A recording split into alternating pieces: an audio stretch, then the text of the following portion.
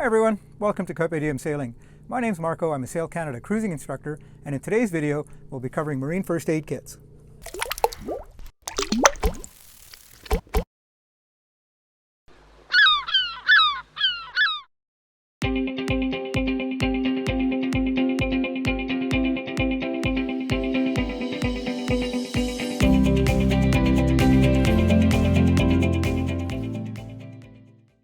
Welcome to episode 50, Stocking a Marine First Aid Kit.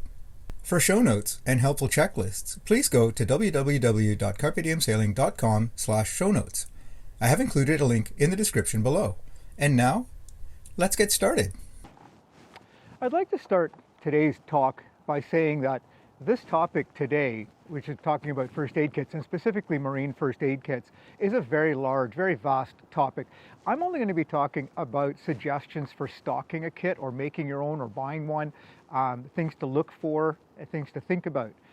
Not going to be covering any first aid training here whatsoever. There are links down below for different training agencies that you can look into to get training on your own. And once you've got that training, I recommend that you do stay current with it, and you can do research every 2-3 years, whatever. That's CPR as well as first aid. So get the training and stay up on it. And like I said, links are down below. Also, I just want to say that it is a bit windy today. There's a guy pressure washing over there. There's a dog barking, or I've heard him bark, on the boat behind me. So hopefully that won't distract from the presentation, and I apologize if it does. Having said that, let's move on with the talk. So I'm a full-time paramedic, and as a full-time paramedic, I have what we call a jump kit, which is a very well-stocked medical kit tailored specifically to the needs of being a street paramedic. And that's sort of the same take that I want to go on here, is looking at what you're going to be needing in a first aid kit, specifically in a sailing or boating environment, and then stocking it or buying one or deciding what you want based on that.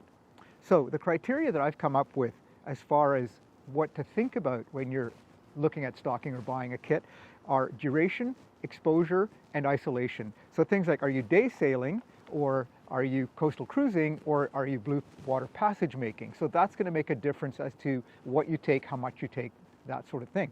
As well, your crew size. If you have a large crew, obviously you're going to need more supplies than if you have a small crew.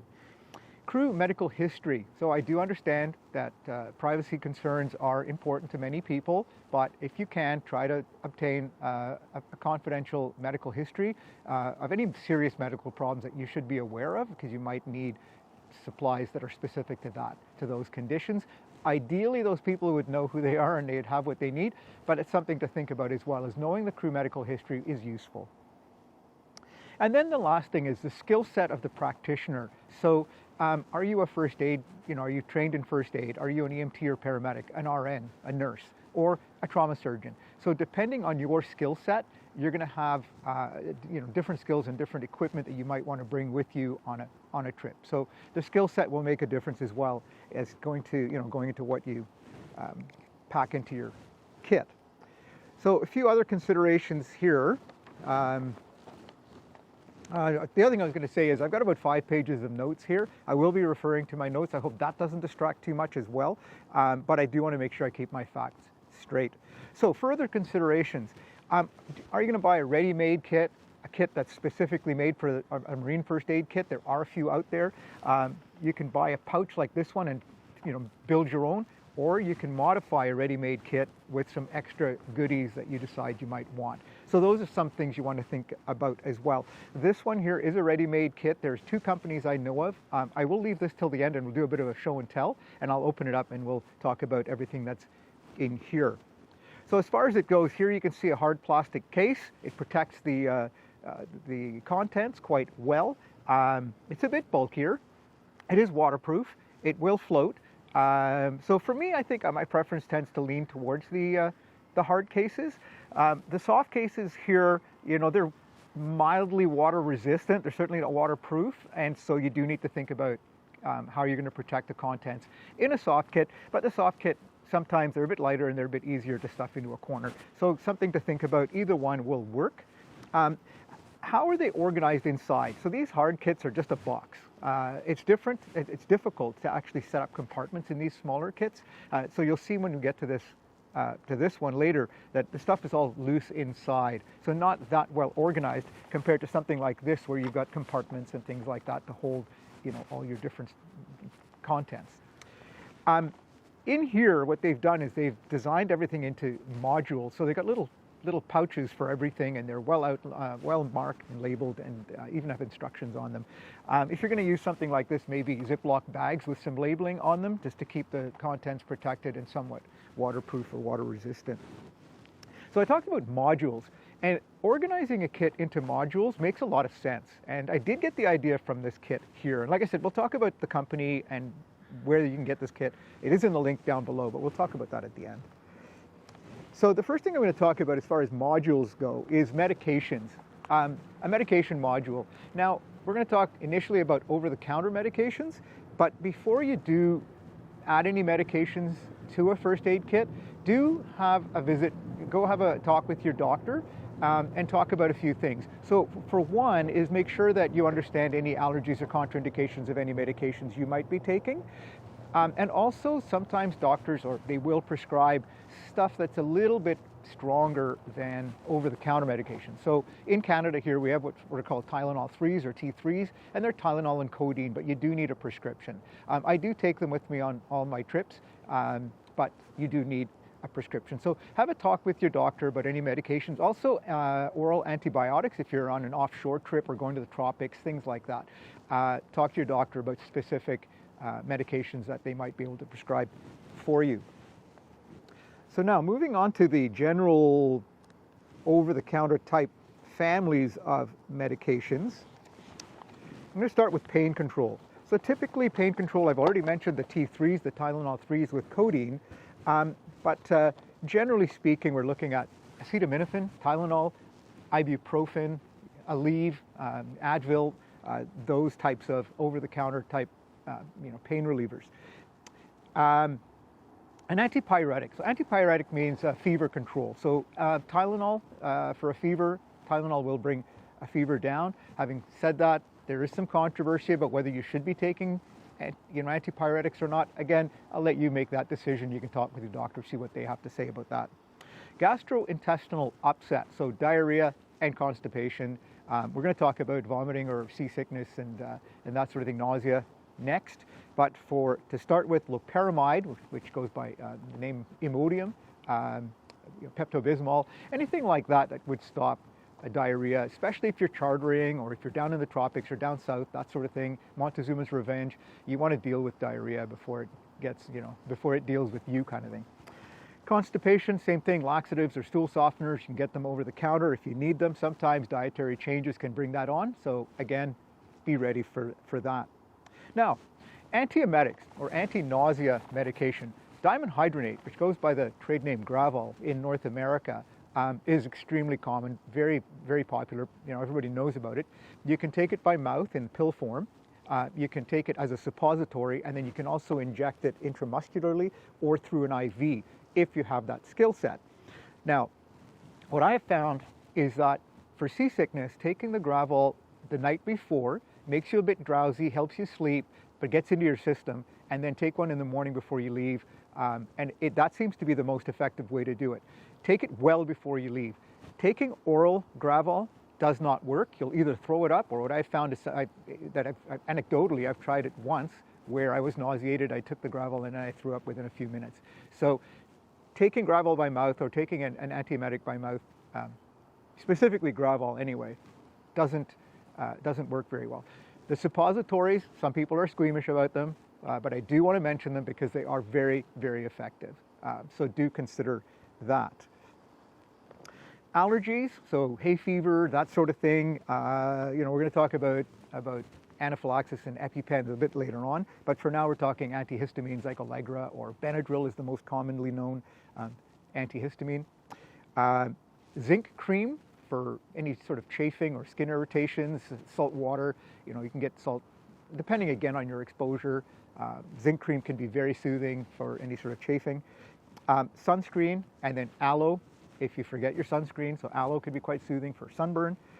And then finally, prescription medications. So I did talk about visiting your doctor. If you have specific prescriptions, make sure you have them filled before you leave and you have everything you need for the duration of your trip.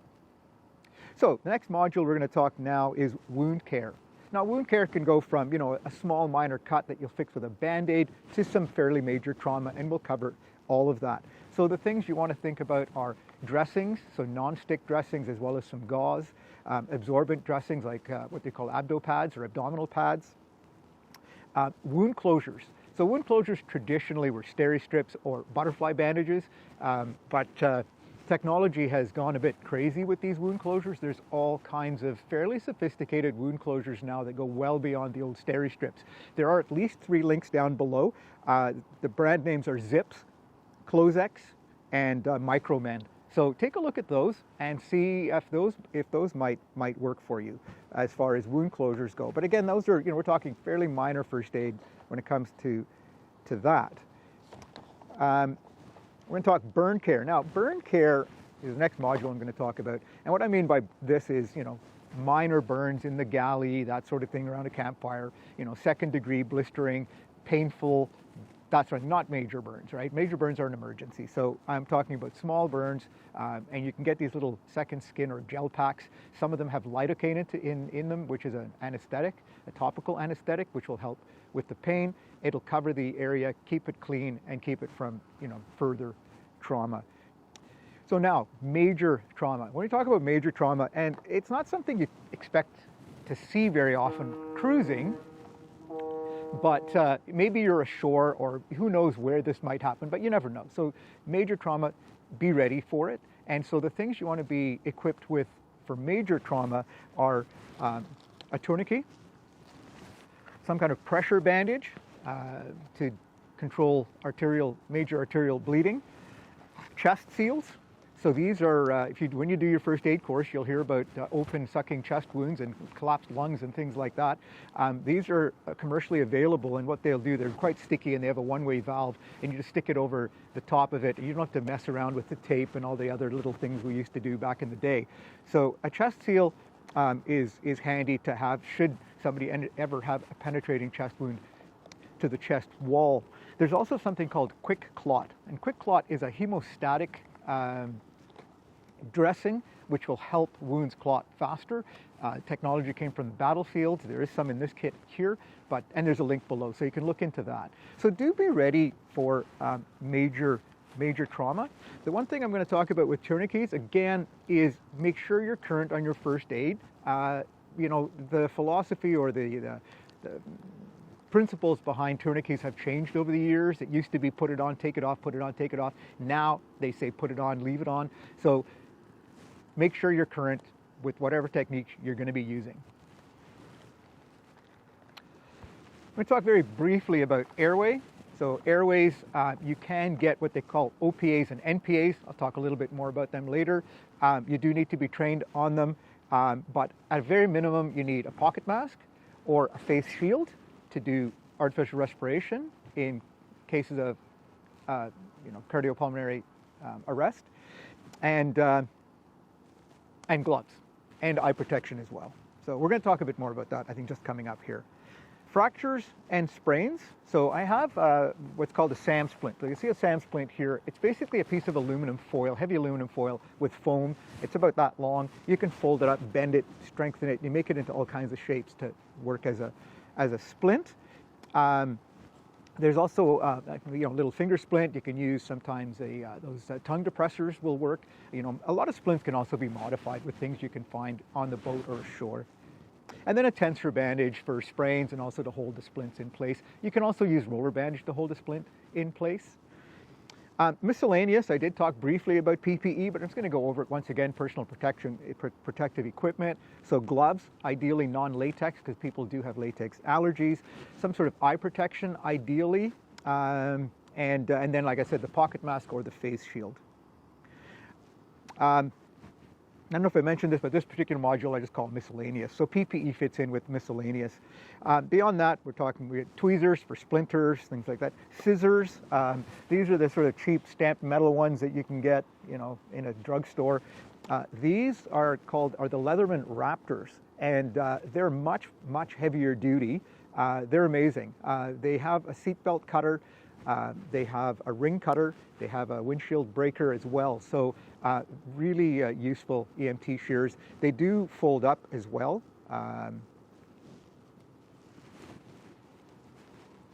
Like that. And they do come with a little case that you can put in your belt, but they do fold up, makes it nice and compact. There's a link for those down below as well. Very useful, much better than these little cheapy ones. A thermometer, tape, pencil and paper for record keeping. You know, record keeping is super important. Times, procedures, anything you've done like that. And then again, we talked a little bit earlier about crew medical histories, but it would be definitely worth finding out your crew medical history if they're, you know, comfortable with divulging that information to you. And the last module that I have here is environmental. Specifically, when I talk environmental, I'm meaning more the cold climates, so colder weather or colder seasons.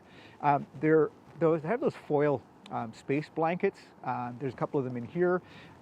Personally, I've not found them to be that useful. They are kind of nice to at least break the wind, which will help with hypothermia. But I've also found this this little thing here from a company called S.O.L, S-O.L, Survive Outdoors Longer. I'll have a link for this down below as well, if I can find it. I've had this for years, and it's like a little nylon foil-lined bivy sack. So you actually crawl into it. It's like a bag, and then there's actually a hood, and you can close it up, and so you can put your whole body in it. And I find that this gives you far more protection than those little foil blankets. Foil blankets better than nothing, but look into this as well for any sort of you know, cold emergencies, that sort of thing. Specialty items based on your skill set and training. Something, you know, if you want to, a stethoscope, if you have the room for it and you find the need for it, you might want to, you know, bring something like that. A BP cuff, blood glucose measuring for, you know, people with diabetes. Now, generally speaking, any diabetics will have their own measuring devices, but for us working on the street, anybody with a decreased LOC, level of consciousness, gets a blood sugar check. So if you have that within your skill set, it's something to think about. I did mention OPAs and NPAs, and I'll talk again about it a little bit later. An NPA, nasopharyngeal airway, there is one of them in this kit. IV therapy, again, if it's in your skill set, you're going offshore, you know, people are severely dehydrated from throwing up, vomiting, that sort of thing. It's worth you know, considering if it's in your skill set. Same thing with suturing, suture kits, that sort of thing. A couple of years ago, I was going to do a delivery of a 50-foot boat from Annapolis, Maryland to Plymouth, England, and I did an offshore survival course hosted by one of our local yacht clubs. And they also did a first aid course as well. I was actually taught by an ex-military medic. And we did do practice suturing. You can buy these little suture kits. I'll put a link down below as well. And they're little rubber things, and you can practice it. With the advent of these new wound closures, I've spoken with several emergency physicians, and the wound closures seem to work much better. I mean, one guy even said just a stapler, you know, the staples they use in the emergency department. So again, depending on your exposure and your isolation, how far you're going, if you're going on a blue water passage offshore, you know, talk to your doctor, talk to your first aid instructors, see what they suggest. Foley catheter is, again, something that nurses and doctors and certain paramedics might be trained in the use of. It might be useful for the case of urinary retention. So if you're offshore and you're having a problem with that, it could become a medical emergency. So having a Foley catheter, if it's in your skill set, might be useful. And then the last thing I'm going to touch on very briefly is an AED. So AED is an automatic external defibrillator. When you do your CPR course, you will be trained in the use of an AED. AEDs are becoming much more common in public. They are lifesavers. Whether you want to have one on your boat is entirely your choice. They're not cheap, and I do know people who have them. But again, talk to your doctor, talk to your first aid trainers, see what they suggest as far as you know, whether you should need or want an AED or not. You know, depending on who's coming out with you, your crew, that sort of thing, might be worthwhile. So think about it, and if it fits in your budget, great. Last thing I'm going to talk about before I get into the show and tell is just a couple of considerations that are what I call area specific. So extreme latitudes, either very far south or very far north when you're in the very cold areas. Not a lot of, I don't think there's a ton of you that are going to be cruising in the Arctic or the Antarctic, but I have friends. There's a guy in this marina that went through the Northwest Passage years ago. So you never know. So again, be ready for, first aid requirements in those types of locations. The tropics is another one. So there's going to be things, envenomations, scorpions, spiders, snake bites. Be ready for what you're going to be encountering wherever you're cruising. So let's do this show and tell. So like I said, this hard kit, it's got some very positive locks on it that hold it closed. And it's not, like I said, it's not compartmentalized. So what I've done is I've gone through it and I've kind of organized it with the most serious stuff at the bottom and the more first aid stuff at the top. So I'm just going to go over that right now. I'm just going to pull them out, lay them out here. So this first little bag here are knuckle bandages, band-aids, that sort of thing. So minor first aid. This one is a skincare module, so polysporin type of triple antibiotic. Some of the polysporin comes with lidocaine again, that gives you a little bit of pain anesthetic. They've got this chamois butter. Sorry, it's a bit windy here. Anti-chafe cream. I like the zinc, so skincare products. Upset stomach, so we talked about diarrhea, constipation, vomiting. Tape. The PPE, this is one of those face shields for artificial respiration. A couple of bags of gloves. And then they've got this thing here called Superwash. It's actually boric acid, 0.7%. On the ambulance, we just use saline, hypotonic saline to irrigate and wash wounds out. It used to be, iodine, peroxide, hydrogen peroxide, or alcohol people would use for cleaning wounds. Current wisdom is don't use any of those things because, yes, they'll kill germs, but they also kill healthy tissue. So best thing is clean water, soap, saline irrigation, clean everything out, and then an antibiotic ointment. So again, this is a skin prep. There's some antibiotic pads, things like that. I prefer the saline. Little ice pack. So this is one of those crush and shake, one-use ice packs. You can get the little gel packs you can put in your freezer. Quite useful for strains and sprains, swelling, that sort of thing. So this is a pack of these wound closures. This particular company is called, the company is called MyMedic, and they use Zzips. And while I forgot to mention before I started, this kit is made by MyMedic. They call this the Boat Medic, this particular kit. It's about $200 for that. I reached out to them and I asked them if they would supply me with a kit for free to review it, and they did. They were very gracious. They've been a great company to deal with. And I'm being very honest about this, and I do like this kit. The only thing I don't like about it is the organization, but that's super minor. All the rest of it is great. And what I actually like most about it is that all these little things come in these little preset module packages with instructions. And if you use one up, you can go back to MyMedic online and replace it and keep your kit up to date. So I did get this from them, but I do like it. Scissors, these are the cheap ones. I prefer my SHEARS.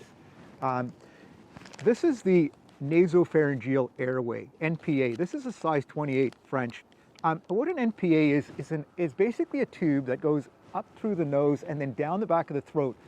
And the idea behind the NPA or the OPA, which is one of these, which again, depending on your first aid training, you might be exposed to, are there to keep the tongue out from the back of the throat, right? So they are what we call airway adjuncts. The OPA is fairly easy, but you do need to be trained in how to use it properly. They need to be, ideally should be sized and inserted properly. The NPA is nice because it doesn't trigger a gag reflex like an OPA does, but they do have contraindications for some specific cases, and they can cause nosebleeds, which would then complicate your life. So if you're going to be using OPAs, NPAs, make sure you're trained on them and understand their limitations. This is a mini wound closure mod. So again, it's a packet of steri strips and some skin glue. So basically crazy glue on it with a dabber. I'll pick that up later. This is a little pack with a couple of aqua tabs, so water purification tablets, and then a couple of electrolyte powders to mix in water. Now we're getting into the bigger stuff, the gauze mod, a couple of 2x2 gauze pads, a 4x4 gauze pads, a non-adherent gauze, and some roller bandage. The burn module, which includes some, I think they call it hydrogel, sterile trauma hydrogel, and then those little gel packs. But again, like I said, minor burns, right? And then we've got a sling and some tensor bandage and a wrap to use when you're using your SAM splint. So here's the SAM splint. Comes with instructions as well. This little bag of moleskin, so if you are out hiking, that sort of thing, you prevent blisters. So they call them super skin. I've always called it moleskin. A piece of duct tape will work as well. Make sure you put it on before you actually start feeling a hot spot, or as soon as you feel a hot spot, because later on it'll just tear the skin off. Rapid tourniquet, so this is a slightly different one than the one that I'm used to, which is this one here.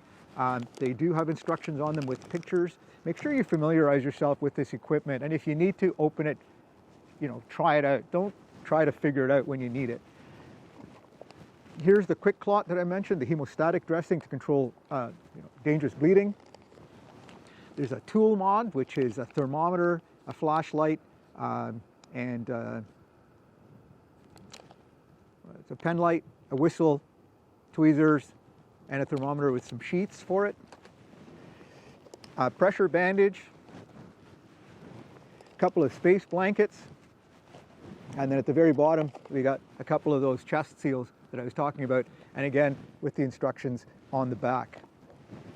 And then there's another one of these space blankets, and then one of these little chemical light sticks. So this is the My Medic kit. Pretty complete. I like it. A few things that I would probably add to it depending on my trip, but otherwise it's a great kit. So whether you choose to make one, make your own, buy one, or modify, I hope that this was helpful for you. See you next time when I go over the running fix. Thanks for watching, and I wish you all fair winds and following seas.